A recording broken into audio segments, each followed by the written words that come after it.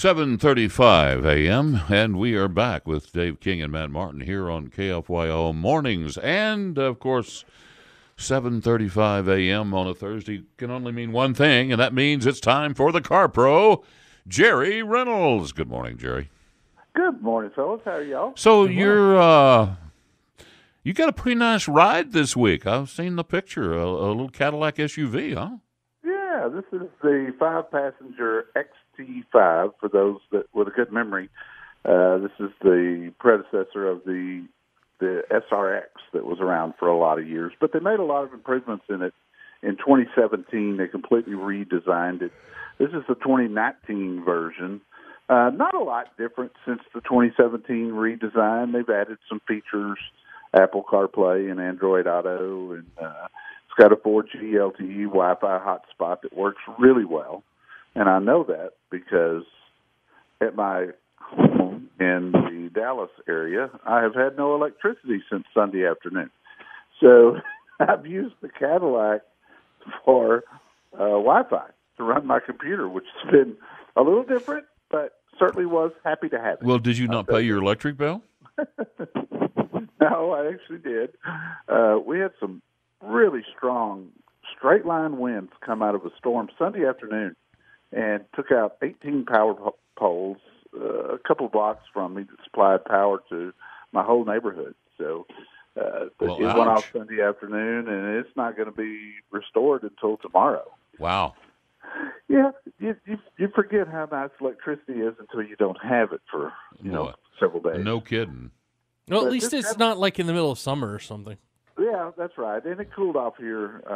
Really, Tuesday it got better. Monday night was kind of a nightmare, but it's better. So, what do you have candles? You kind of reading by candlelight at night? I have candles. Have lots of flashlights around. I did finally rent a generator, and that's helped run things like the refrigerator, so we didn't lose all the food and all that stuff. But it's a bit of a mess. So we'll be back up and running tomorrow, they tell us. So we've just got to get through it. That's the way it is. I'll tell you guys, this Cadillac drives good. It's got 310 horses under the hood. Gets good gas mileage out on the highway. A lot of cargo area in the back. The neat electronics. The Cadillac Q system, which is customer user experience, works really well. It's always been one of my favorites just because it's fast. If there's anything about this thing that I do not like, it is the fact that it's got the start-stop system and you cannot disable it. And so you're stuck with it. And, boy, I tell you what, it really gets annoying. And I've said this before, but these start-stop systems, the bigger the engine is, the more you feel every time it stops and starts back up. And it vibrates the whole car. And I got to tell you, for me, as much as I like this thing, that would be a deal killer. So let me ask you this. On the the 17, you were talking about it being a lot like the 17. Does the 17 have the same problem? The 17, you could disable it. Well, so if 18 and 19, you could not. So if you're looking for one of these, would you recommend buying a U17 model just because of that? I would. I'm telling you. And I admit that I hate start-stop. And for some people, they don't mind it nearly as bad as I do, and they kind of get used to it. On my personal vehicles, I've got a button to turn them off, and it's become second nature to me to hit the start button and then hit the start-stop button to turn it off. Oh, so you have to turn it off every time. You can't just turn it off forever? No, you turn it off every time. But, I don't mind that. You get used to it to where it just becomes instinct. You hit two buttons to start the car. You start the car with one, and you turn off the system with the other. So I'm okay with that. But this one, and I've had listeners who have called me, and when they took their test drive, they didn't notice the start-stop, maybe because it was warm outside. And a lot of times if it's warm and the air conditioner's really being taxed, it won't turn itself on. But then they get the car home, and they find out. I've had them call me in a panic saying, oh, my God, my car's doing something weird. And you have to explain it. No, it's doing what it's supposed to. But for some of these General Motors vehicles, I had a Buick Enclave last year. You couldn't turn it off. Now, what's weird is they changed the Buick for 2019 to where you can turn it off. But they didn't with this Cadillac for whatever reason. I don't know. So let me ask you this. As far as the start-stop technology, how much does it truly help with gas mileage and emissions and whatnot that they're trying to do something with? Manufacturers all say you'll pick up 10% in the city. Of course, it has no effect when you're on the highway, but right. In the city. But I got to tell you, I don't know that I'm buying that number. I don't know that it's really 10%.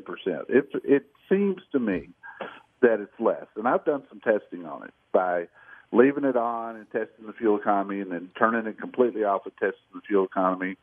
And I didn't get 10%. I got 5% or something right close to that. So I don't know. You know, the long-term wear and tear on the components of the car, and the starter, that's going to take some time to figure out. Yeah, the starter, you know, the air conditioning compressor, anything that's driven by a belt is going to kick on and off a lot. So I think about the air conditioner clutches, you know, that stuff down the road. This could be, and they say they've got heavy-duty starters on them, they've got start-stop and all that stuff. But I will tell you this, some cars, in the summertime, when it's hot, and the engine kicks off, the air conditioner keeps running, but it doesn't run nearly as cool as it does with the engine running. Yeah, it starts getting warm.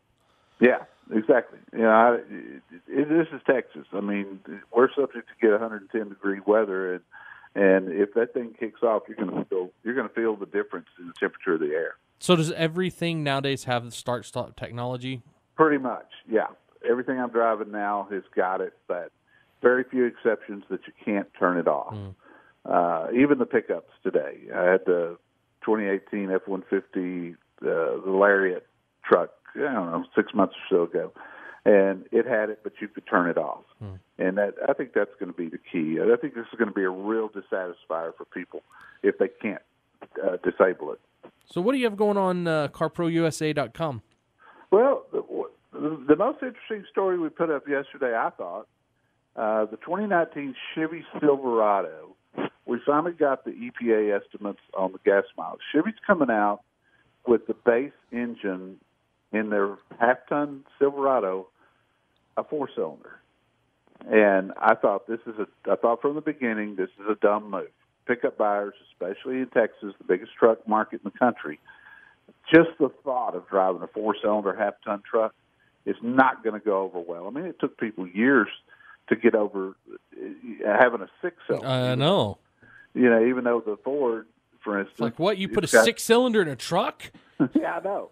The Ford's got 375 horses. This four-cylinder Chevy came out, and not only do they have to overcome now the fact that it's a four-cylinder, but the fuel economy came in at 20 in the city and 23 on the highway, which is really mediocre. Yeah. I mean, that's 1 mile per gallon better than you can get in a six-cylinder in either the Ford or the Ram. So I think they got a real loser on their hands here. Yeah. All right, well, Jerry, you're on this station, 95.1 FM and 790 AM KFYO from 11 to 1 on Saturday.